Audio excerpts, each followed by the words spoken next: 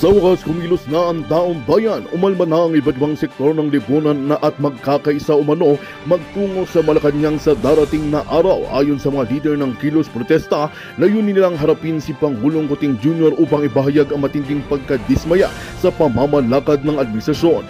Gitila panahon na para magkaalaman kung sino talaga ang sinusuportahan ng sambayanan at kung sino ang dapat managot. Kasama sa panawagan ng mamamayan ang katiyakan sa karapatan ng masa, pagpaparusa sa mga tiwaling opisyal at pagbibitiw ng mga lider na umano'y nabigong gampanan ng kanilang tungkulin.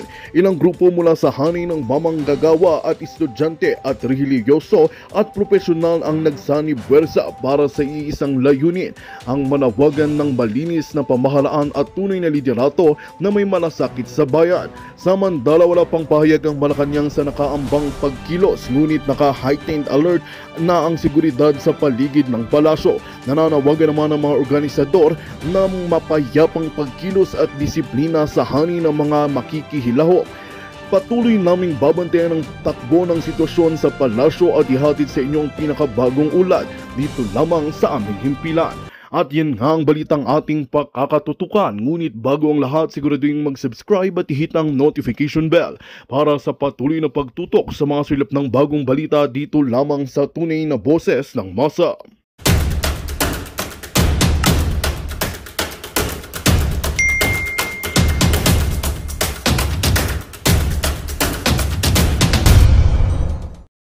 Para in a positive way. So dapat sirain ang sirain tungkol dito sa mga EJK victims na ito. Pero yung biktima ng mga addictus, wala ni isa. Kaya yun. Again, Palangga, on the way na daw si VP Sara daw ay on the way na sa Villamor. Okay, that's good news. Alright, so on the way na po. Okay? Tama na po. Ano sabi niya? Ay, ba't ngayon nagsingan? Okay. Mga ano to, mga pakalat nila. Alright? Yeah, marami din dito. Lumalabas na mga ano nila.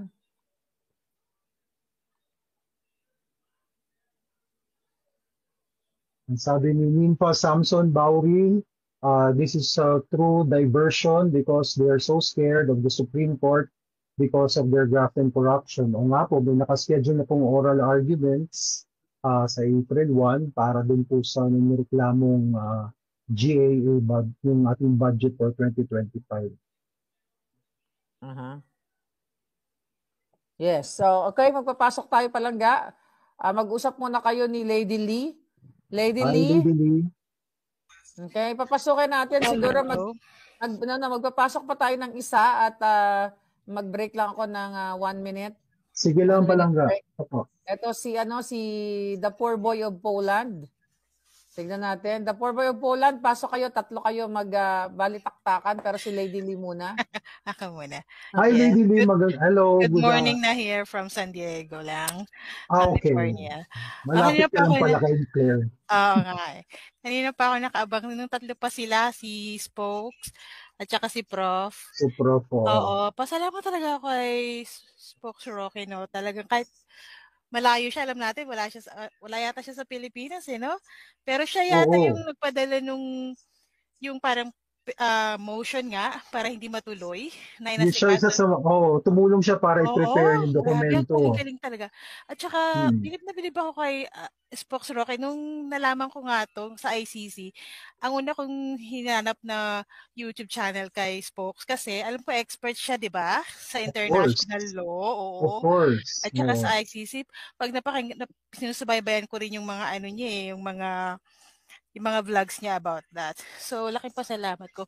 Kanina, pinakita na ni Palangga yung video kay Miss Joey yun di ba? Yung in-overlap yung dalawang papers.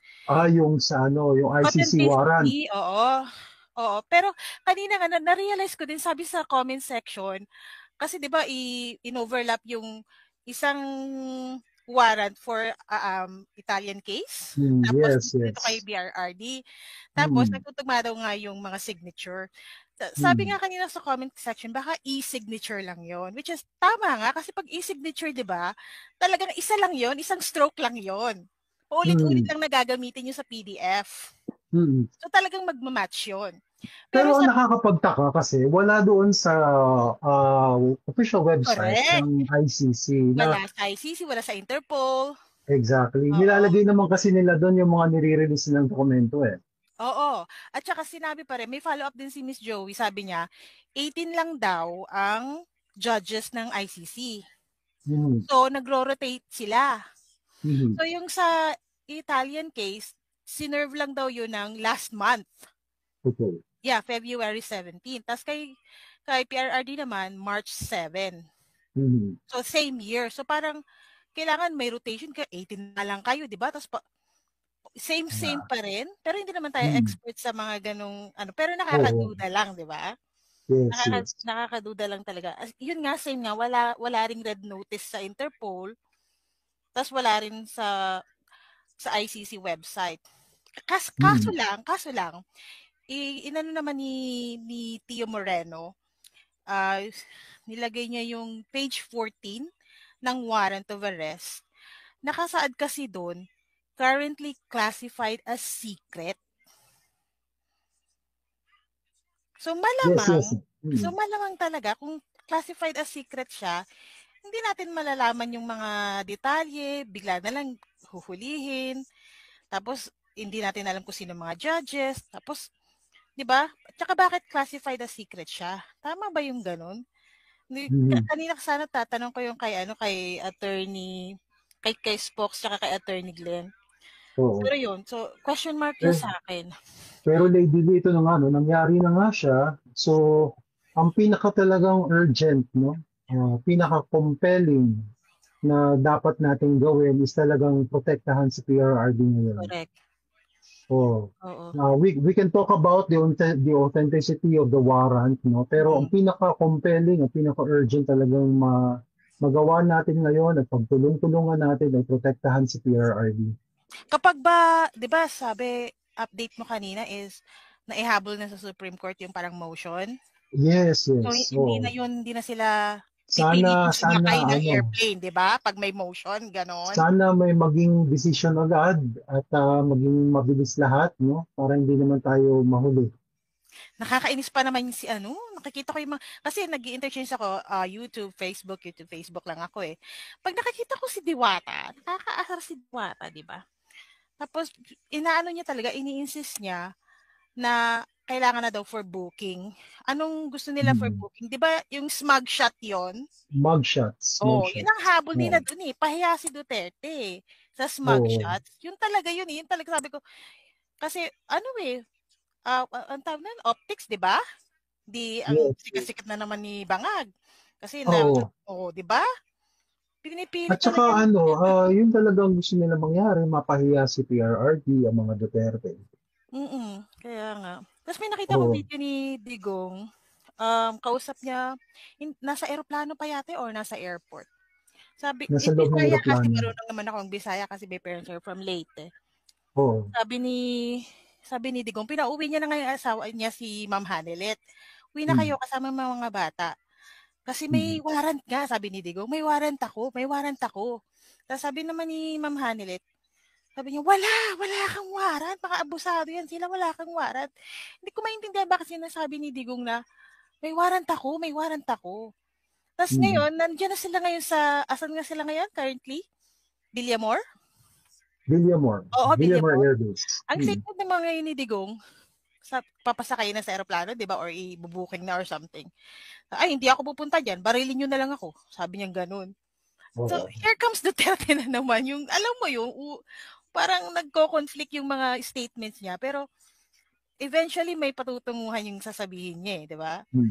Oh, hintayin na Hindi lang. papasukin natin si poor boy from Poland. Sige. Sir, are you ready to shine? Hi, good morning. Good morning po nandito ako ngayon sa loob ng truck ko na sa Anong oras po ngayon dyan? At nasan po kayo sa Poland? Alas na nasa Poland base ako pero nasa Venice, Italy ako ngayon, alas 9 ng umaga. Okay, 6 hours behind? Truck driver po kasi ako kung saan ako sa Europe. Yes sir, ano po ang pakiramdam niyo po sa mga nangyayaring ito? Good afternoon pala sa Pilipinas. Maaga po ako nagising Dahil ito nga, pinapanood ko nga pinapalo ko kasi si Miss KP. Talagang, nakakapanginig ba talaga? Nakakapanginig. Kasi, na ako 16 years na akong OFW, sir. 11 years ako sa UAE. 5 years na ako dito sa Europe. Nung time lang talaga ni President Duterte, naging proud OFW ako sa totoo lang. Honest to God. Totoo naman. Sa Dubai kami na mag-asawa bumoto kay Presidente Duterte. Una kong uwi, 2018. Medyo binalot ko pa yung yung maleta ko. Yung mga maleta namin nakabalot pa, nagbabayad pa kami para lang marhap. Di ba alam niyo yun? Ngayon, nagbakalito na naman yung mga lintik yung na yung nagbabiral na naman. talimbala. Oo. Tsaka yung mga binubuksan talaga nilang mga bagahe. Oo, yun ang galing sa amin. Galing sa Tacloban, nakalusot doon, sa screening doon. Tapos papasok na, saka pala mag-ano. Bumalik na naman, nag-viral yung isa pang babae na sinibak ni Secretary Hison yung tatlo. Sana magtagal si Secretary Vince Hison dyan sa DOTR dahil bilib ako talaga sa kanya dahil may Duterte brand of leadership talaga yan. Biro mo, in 3 years time, 2019, karoon ng SEA Games sa Pilipinas. Sa Clark, nagawa yung world-class facilities sa Duterte's time. Ngayon, anong meron? Magsi 3 years na ang Marcos. Ano bang meron? Puro misa. Puro kampanya. Bumagsak sabi na ni tulay. Lady Lee, bumagsak ng tulay. Yun na nga ho. Yun ang nakakayamot. Kami, sa totoo lang, nanonood ako doon sa Hong Kong. Talagang nakaka-proud OFW. Si Tatay Digong. 99%. Kaya nakakainis sabihin na bayaran. Pang ilang percent. Talaga. Oo nga. Ito naman si Comelec. Pasensya na po. Napakadali nyo maniwala na sasabihin yung bayaran kami, mga OFW. Tingnan nyo yung mga profile namin, mga sir. Tingnan nyo yung mga profile namin kaysa sa nagpupuso-puso sa mga post ng mainstream media para pagpabanguhin ang Marcos administration. Tingnan nyo ang mga profile nila. Kaya nga po sir, ito ang kagandahan na... Sino ba yun? Sino ba yung kakasuhan nila? Yung attorney na... Attorney Harold Respicio. Possible na ganito. Harold Respicio po. Talagang nakakadismaya. Alam niyo yung time ni Presidente Duterte, yung OEC na yan, dati yan, kada uwi namin after 2 years, magbabayad kami. Pero nung time ni Duterte, inalis na, one time payment lang yung membership mo ng OWA. Tapos pag uwi, hanggat valid pa yung OWA membership mo, pag uuwi ka ng Pilipinas, apply ka na ng exemption ng OEC, hindi ka na magbabayad ng 100. Tapos napakadaling maglakad noon sa POEA sa Ortigas. Ngayon, ay nung last time ko, pag-uwi ko noong 2022, ang tawag nito, may online appointment, mayroon silang site ng online sa DMW. Hindi ko ma-access kahit yung mga anak kong dalawa, mga IT na yon. Pumunta ako doon dahil hindi ako makapagkuha ng appointment. Pumunta ako doon sa kasi meron silang help desk na pwede kang pumila, magsaga para lang makakuha ka doon ng appointment. Doon ka na sa loob sa loob na ng POEA sa Ortigas. Pipila ka pa sir para lang sa computer na 4 yata yung help desk nila doon para lang makakuha ng appointment. Sabi ko, tragisto, nandito na ako sa loob, nag-walk-in na ako. Bakit kailangan ko pang pumila dyan para sa appointment? Pumila sa computer, tapos pumila na naman para doon sa teller. Yes, doesn't make sense talaga. Tapos nagbayad ako ng para sa OEC. Tapos uutusan pa ako magpa-print out doon sa may bayad na naman na 10 pesos per page, ay 20 pesos per page. Sabi ko, anong saysay nung binayad ko na 100, tapos print out lang ng aking resibo ng certificate ko, wala kayo, ako pa ang magpiprint. Binigyan lang ako ng link, i-open ko na tapos punta ako doon magpa-print. Di ba? Ang sarap, ang sarap. So ngayon sa inyo, mga nanonood at nakikinig ng mga OFW, mga pamilya namin mga OFW, kung sa tingin ninyo, maganda ngayon ang buhay nyo tulad ng sinasabi ni Tatay Duterte. Kung maganda ngayon ang buhay nyo, kung ligtas kayo, kung masarap mamili sa palengke ngayon, na yung 1,000 mo halos isang plastic bag na lang na maliit, iboto nyo ang bangag candidates na puro mga walang pinapaninindigan. Dati minumura, sinasabihan magnanakaw si Marcos, kahit oras daw, ninanakaw ni Marcos. Ano sabi ni Cayetano noon? Binoto ko yung si Cayetano. Oh, ngayon, nasaan yung kapatid niya? Si Marcos, ay si Pacquiao. Oh, yung time ni Duterte, nagkapag-renew ako 2018 ng lisensya ko sa Pilipinas. Nakuha ko kaagad kasi may ticket ako. Ay, 2018. Yung tama, 2018. Ay, sorry. Kung kailan na ba yung nakumpisa na si Marcos? Basta nung 2022. Yung lisensya ko. Nung kay Marcos na, sa init ng ulo ko kasi. Nung kay Marcos na, nung nag-renew na naman ako ng lisensya ko kasi 2023 may expire. Humuntot na akong hindi makakuha ng plastic card ko. Kaso, mayroon akong ticket. Kaya, nakakuha agad ako ng card. 10 years. Anong pinalit noon?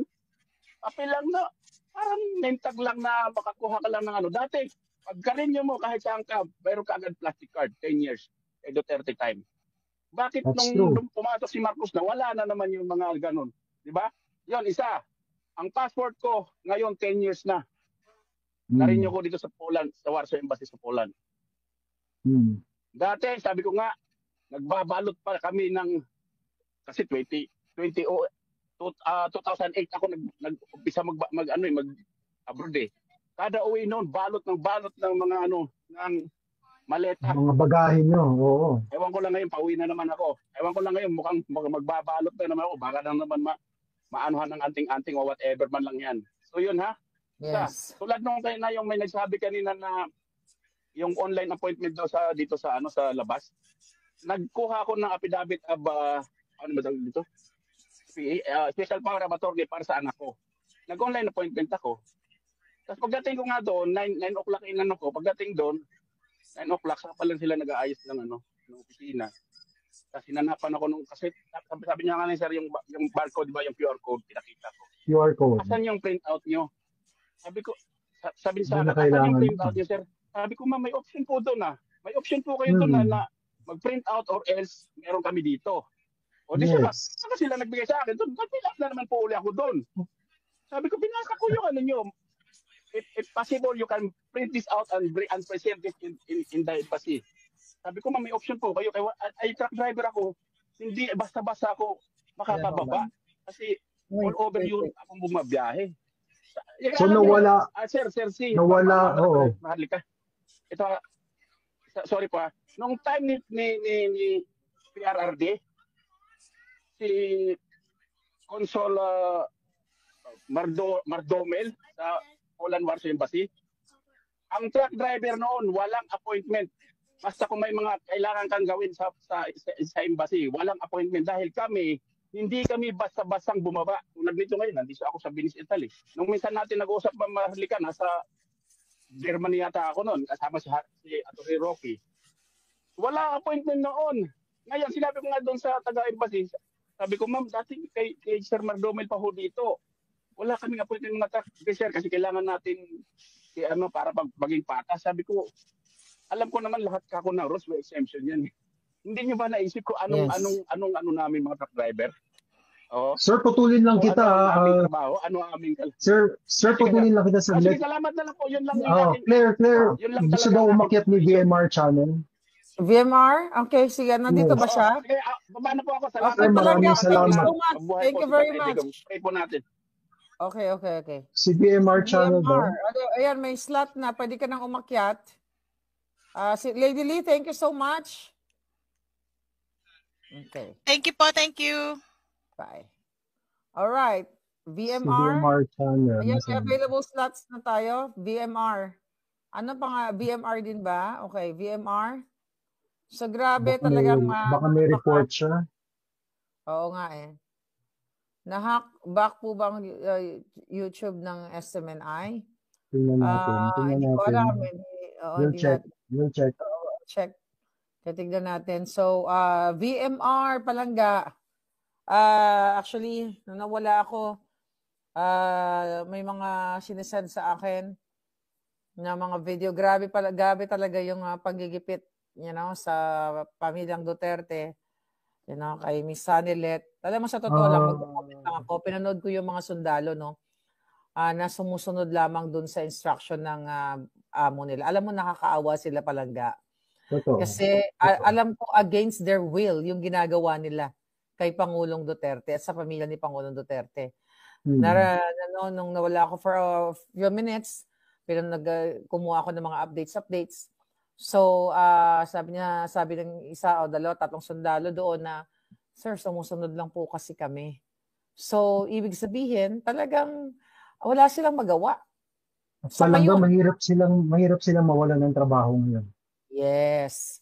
Kasi may pamilya sila, kaya nga talagang nakakaawa din sila. Pero papasan ba't matatapos din natin itong mga kalaban ng bayan? Sabi ni Zorro, ready na daw si VMR. Anong pangalan ni VMR? Ba't wala siya dito? Anong pangalan niya baka iba pangalan niya? Zorro, anong pangalan ni VMR at VMR channel? O dapat, di ba ganun? May nakikita ka ba? Ay, hindi ka pala nakakikita. Wala. So, wala akong nakikitang VMR channel. I think hindi pa siya nakakapasok. Ayan na si VMR channel. Ito si Palangga. Hello, Palangga. Nasaan ka ngayon? Hello, VMR. How are you? Kumusta ka, Palangga? Nasa green room ka? Hindi, nasa studio ako ngayon. Umuwi kasi ako saglit. Okay. So, kumusta? Anong maibigay mong update sa amin? Galing ka ba ng Villamor? Yes, grabe. Actually, kaya lang umuwi talaga. Natin? Gutom na ako. Ito, may ano ko lang sa inyong mabilisang update lang.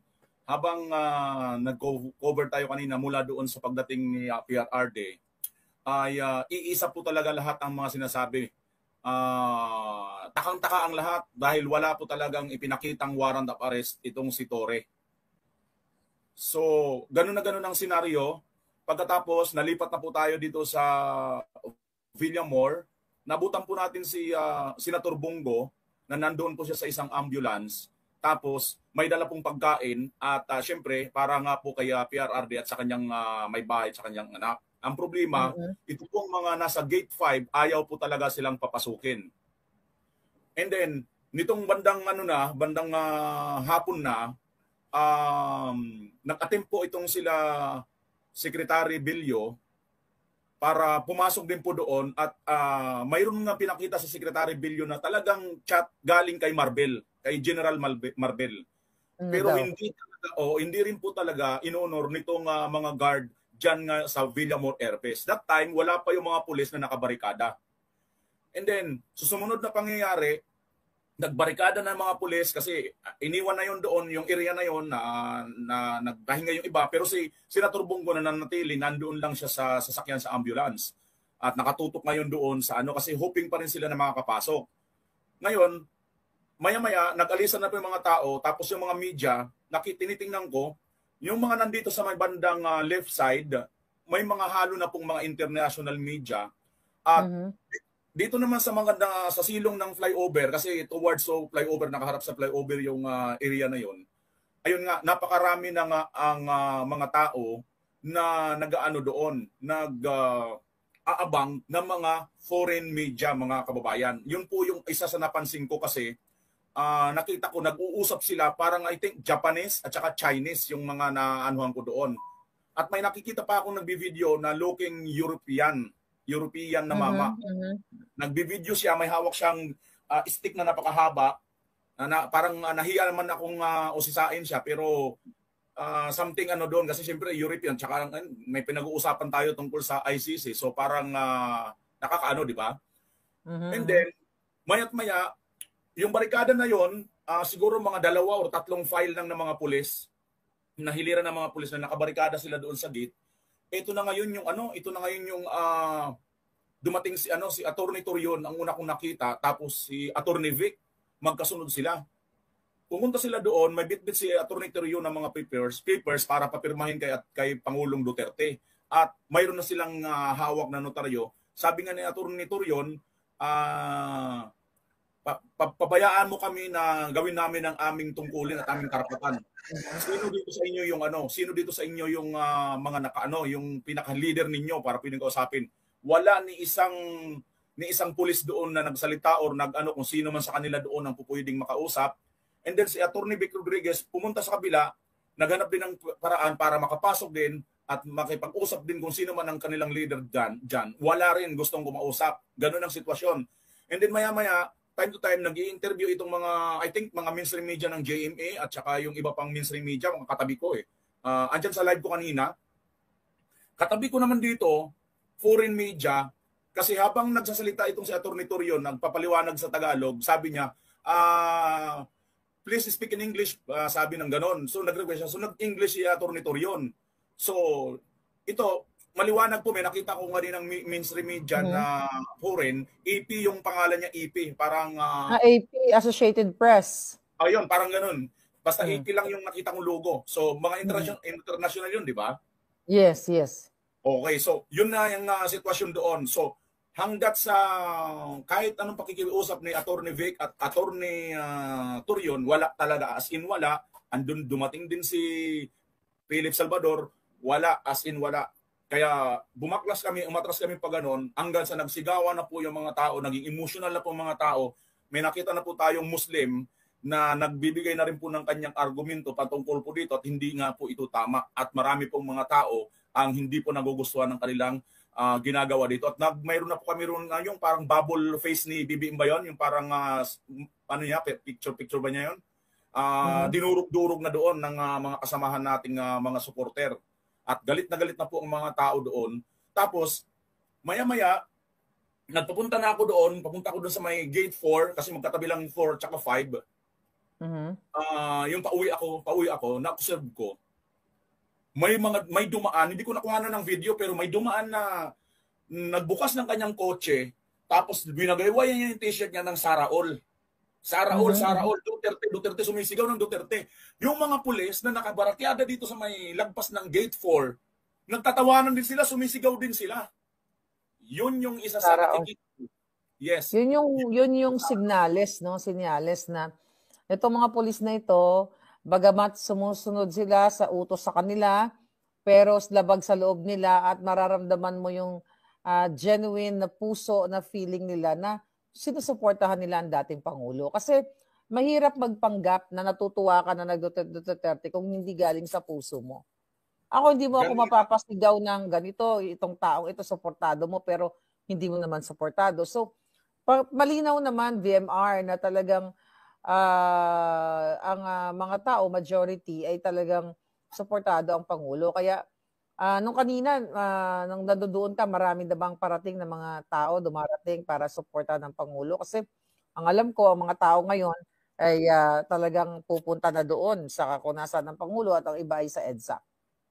Yes, yun yung dinig ko kasi ayon doon sa mga naririnig kong hindi ko naman totally na tinanong sila, pero habang nakalive ako, nakikiramdam ako, nakikinig ako, usap-usapan nila, paparating na yung ibang mga grupo at ang iba daw po mga Muslim.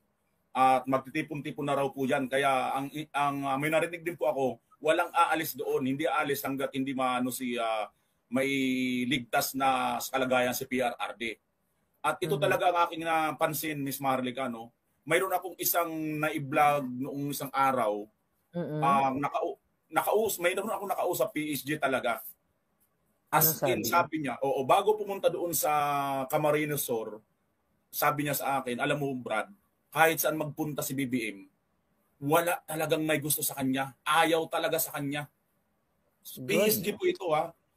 Ngayon, sabi niya, sabi ko, tinanong ko, bakit naman parang marami ang pumupunta? Kasi dahil lang sa 3,000. Sa ayuda nila. Ayuda nila. Yun daw po yun. Yun yung sinabi niya sa akin. Kaya sabi ko, naku po, PSG po ito, as in PSG, hindi ko na pwedeng pangalanan. Kasi alam naman natin, di ba? Obvious naman. Yan lang po. Magandang balita ang hatid namin sa inyo ngayong araw. Sa pagtatapos ng aming balitaan, nagbigay kami ng mga mahalagang impormasyon. Maraming salamat sa pagtutok at pagsuporta sa aming programa. Huwag kalimutang manatili sa mga susunod na araw para sa mga bagong balita at mga kwento na dapat nating abangan. Mula sa Boses ng Masa, magandang araw, Pilipinas!